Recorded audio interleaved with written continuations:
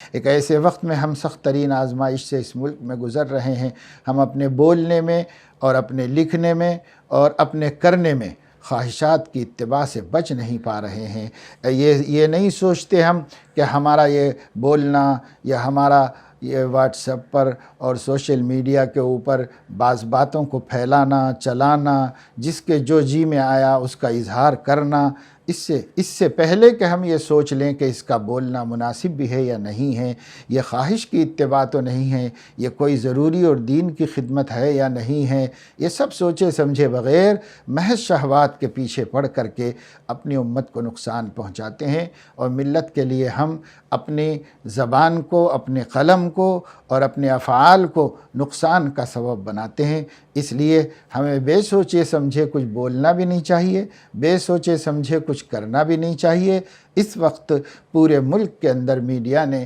جو ایک نہایت نامناسب اور نہایت ظالمانہ رویہ اختیار کیا ہے، جو صرف حکومتوں کی اپنی ناکامیوں اور رعایا پر مظالم کو چھپانے کے واسطے شروع کیا گیا ہے،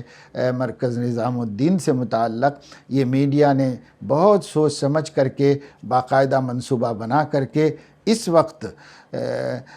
بے انتظامی کے ساتھ کیے گئے لاک ڈاؤن کی وجہ سے ملک کے لاکھوں شہریوں پر جو مصیبت آئی ہے، اس مصیبت سے وہ تل ملا رہے ہیں اور چیخ رہے ہیں، بے چین ہو رہے ہیں، اور ان کے مناظر کو میڈیا سے ہٹانے کے لیے، ان کی آواز کو لوگوں تک پہنچنے سے بچانے کے لیے ایک ہوا کھڑا کر کے ان لوگوں نے جو سلسلہ شروع کیا ہے، صاف سمجھ میں آ رہا ہے۔ اس کے باوجود ہمارے اپنے علماء بہت سارے اور ہمارے مسلمان بھائی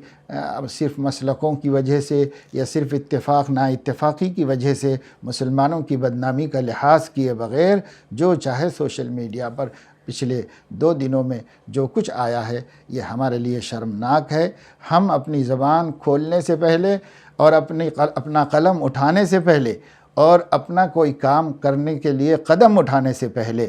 بہت سوچیں، اگر ہم کہیں متبع شہوات تو نہیں ہیں۔ اگر ہم ایسے ہیں تو نبیوں کے بعد آنے والے ناخلف لوگ شمار ہوں گے اور اللہ تعالیٰ ان کو غی میں داخل کرے گا۔ اس وجہ سے بہت ڈرنے کا مقام ہے۔ اپنی ملت کو اور یا انسانیت کو نقصان پہنچنے والا کوئی کام ہم نہیں کرتے۔ جب ہم مسلمان انسانیت کو بھی نقصان نہیں پہنچاتے تو خود اپنی ملت کو کیسے نقصان پہنچا سکتے ہیں؟ موقع ہوتے ہیں بات کرنے کے، بہت سے موقع ہوتے ہیں اختلاف کرنے کے، بہت سے موقع ہوتے ہیں اختلاف کو ختم کر دینے کے اور بات اتحاد کی کرنے کے۔ اس وجہ سے یہ موقع نہیں ہے کہ اس وقت میں ہم خواہشات کا اتباع کر کے جس کے جو منہ میں آئے، جس کے جو ذہن میں آئے بولتا چلا جائے، یا سوشل میڈیا پر پھیلاتا چلا جائے، یا آنے والی لنکس کو عام کرتا چلا جائے، یہ سوچے سمجھے بغیر کہ اس سے ملت کا فائدہ ہے یا نقصان ہے، یہ سوچے سمجھے بغیر یہ اس وقت میں جو کچھ ہم دیکھ رہے ہیں، یہ بہت افسوسناک ہے